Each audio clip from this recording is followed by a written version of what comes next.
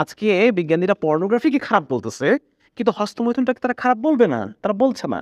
Because এই হস্তমৈথুনের উপরে টিকে আছে $10,000 কোটি পর্ন ইন্ডাস্ট্রি। প্রতি বছর $10,000 কোটি জেনারেট করে যেই পর্ন ইন্ডাস্ট্রি, মানে $10,000 কোটি মানে কত, 100 বিলিয়ন, 100 বিলিয়ন, $100 বিলিয়ন প্রতি বছর। তাহলে এই বিশাল পর্ন ইন্ডাস্ট্রি পুরোটাই দাঁড়িয়ে আছে হস্তমৈথুনের উপরে। হ্যাঁ, হয় মানুষ পর্ন দেখে হস্তমৈথুন করার জন্য, অথবা নিজের অবচেতন মনে পর্নোগ্রাফিতে ঢুকে যায়, পর্নোগ্রাফি দেখার which ends up in masturbation. মানে হস্তমৈথুন এবং পর্নোগ্রাফি দুটোকে আলাদা করে দেখার কোনো সুযোগ নেই। অথচ আজকে ওয়েস্টার্ন যারা গবেষক তারা এটাই বলছেন যে পর্নোগ্রাফি খারাপ কিন্তু হস্তমৈথুন ভালো। ব্যাপারটা খেয়াল করে দেখেন। কিন্তু আমরা পিছনের ষড়যন্ত্রটা টের পেলাম। পিছনের যে ষড়যন্ত্রটা সেটা হচ্ছে 1969 সালে প্রথম পর্ন মুভি প্রকাশ্য থিয়েটারগুলোতে রিলিজ দেওয়া হলো, এবং এরপর থেকে শুরু হয়ে গেল 15 বছর ব্যাপী the golden age of porn. ঠিক আছে না? ব্যাপারটা ধরতে পেরেছেন? 1969 সাল থেকে 1984 সাল পর্যন্ত এই 15 বছর ব্যাপী the golden age of porn বলা হয় এই শোটাকে।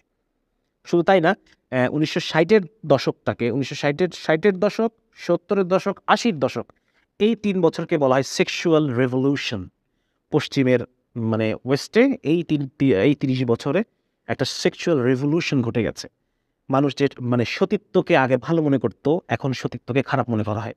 এখন আমেরিকার প্রত্যেকটা মানে 16 ইয়ার ক্রস করা 16 বছর বয়সী ষোড়শী প্রতিটি কিশোরী 16 বছর পার হওয়ার পরেও যদি সে ভার্জিন থাকে, এটাকে সে নিজের জন্য একটা ডিসক্রেডিট মনে করে যে আমি নিশ্চয়ই অ্যাট্রাকটিভ না, আমি নিশ্চয়ই আবেদনময়ী না, আমার নিশ্চয়ই কোনো কোনো কোয়ালিটিতে কোনো গ্যাপ আছে, আমি নিশ্চয়ই অযোগ্য, যার কারণে এখনো পর্যন্ত আমি ভার্জিন। এটা তারা মনে করে। তার মানে এই যে 30 বছরে সেক্সুয়াল রেভলিউশন, হ্যাঁ, এখানে সমকামিতার পক্ষে লড়াই চলেছে, এখানে বিবাহ বহির্ভূত যৌনতার পক্ষে লড়াই চলেছে, এখানে অ্যাবর্শনের অধিকার, হ্যাঁ, অ্যাবর্শনের অধিকারের পেছনে লড়াই চলেছে। মানে মোট কথা এটাই যে সমস্ত ধরনের ধর্মীয় নীতি-নৈতিকতাগুলোকে থেকে বেরিয়ে এসে সম্পূর্ণভাবে নিজের স্বেচ্ছাচারিতা, নিজের ভোগ, নিজের ফুর্তি, হ্যাঁ, নিজের কামনা বাসনাকে চরিতার্থ করা, এটাকে বলা হচ্ছে পশ্চিমে, ইউরোপ এবং আমেরিকাতে সেক্সুয়াল রেভলিউশন ঘটে গেছে। তাহলে দেখেন, খুব খেয়াল করে দেখেন যে আসলে এর পিছনে বিলিয়ন বিলিয়ন ডলার ইন্ডাস্ট্রি আছে, তাই না? এখানে মানে প্রায় আমি কত কত বললাম কেবলই $100 বিলিয়ন প্রতি বছর, এবং এটা বাড়ছে, ক্রমান্বয়ে বাড়ছে প্রতি বছর। মানে 8% হারে এটা বাড়ছে। টপ 5টা পর্ন সাইট প্রতিদিন 20 কোটি বার ভিজিট হচ্ছে। টপ 5টা পর্ন সাইট তো বহু অগণিত পর্ন সাইট আছে। মানে অনলাইনের কন্টেন্টের মধ্যে আমি যদি ভুল না হয়ে থাকি 60% কন্টেন্ট হচ্ছে পর্ন, আরও বেশি হতে পারে। এবং সেখানে মানে টপ 5 পর্ন সাইট 20 কোটি বার ভিজিট হয় প্রতিদিন, প্রতিদিন। হ্যাঁ, এবং 13 থেকে 24 বছর বয়সী, 13 থেকে 24 এই বয়সী মানুষ, তাদের মধ্যে 64% সপ্তাহে কমপক্ষে একবার পর্ন দেখে। সপ্তাহে কমপক্ষে একবার ইন্টারনেটে তারা পর্ন খোঁজে, কমপক্ষে। হ্যাঁ, মানে এই যে এত বড় একটা ইন্ডাস্ট্রি চলছে, এটা তো মানে যেমন দেশের কথা না। তো এটাকে সুতরাং এখনকার যে মানে আমরা যারা ডাক্তার আমরা বলছি যে হস্তমৈথুনটা নর্মাল, কারণ এই হস্তমৈথুনটাকে অ্যাবনর্মাল।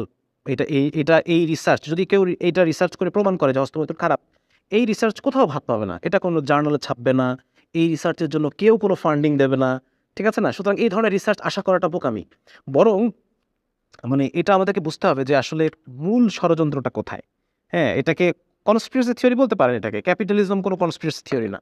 ক্যাপিটালিজম এটা একটা বাস্তব সত্য, এবং 60-এর দশকের পরবর্তী সময়ে যে রাইজ অফ ক্যাপিটালিজম, হ্যাঁ, এটা এবং লিবারাল অর্থনীতি, লিবারাল ইথিক্স, এটার যেটা রাইজ, এটা একাডেমিতে খুব মশহুর।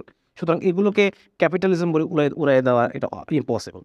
তো যাই হোক, মোট কথা এটা যে আমরা আলোচনা করে দেখলাম যে আসলে মূলত এই যে হস্তমৈথুনটাকে খারাপ মনে করা, এর থেকে এখন আমরা ভালো মনে করছি, এটা পুরোপুরিভাবে এর পিছনে দায়ী একটা ব্যবসায়িক একটা মানে কি বলা যায়, তাদের ব্যবসার জন্য আমি আমার মনকে বিসর্জন দিচ্ছি, তাদের ব্যবসার জন্য আমি আমার শরীরকে হুমকির মুখে ফেলতেছি, তাদের ব্যবসার জন্য আমি আমার যেই পারিবারিক জীবনের যে শান্তি, সেই শান্তিটাকে নষ্ট করতেছি।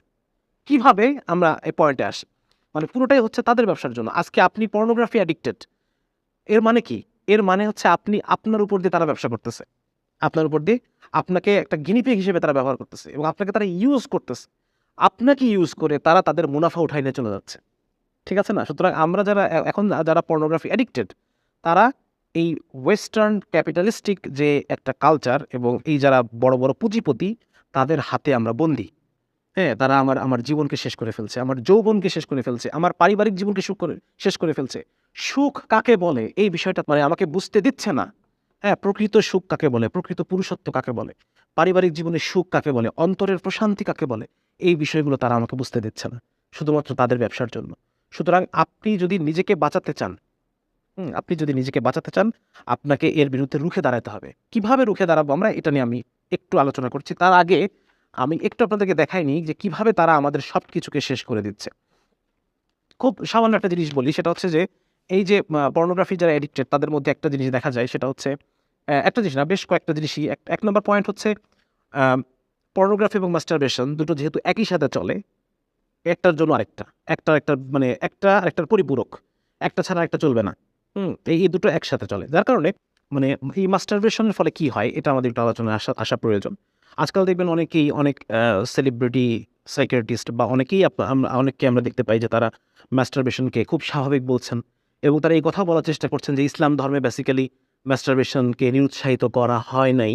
বরং ইমাম ইবনে হাজম রাহিমাহুল্লাহ উনার একটা মত, একটা বিচ্ছিন্ন মত, যেই মতের সাথে আর কোনো ওলামায়ে কেরাম নাই। হ্যাঁ, ইমাম ইবনে হাজম রাহিমাহুল্লাহ উনি বলেছে, ওনার কথাটা ছিল এইটা যে, "যদি আমার ব্যভিচারে পতিত হওয়ার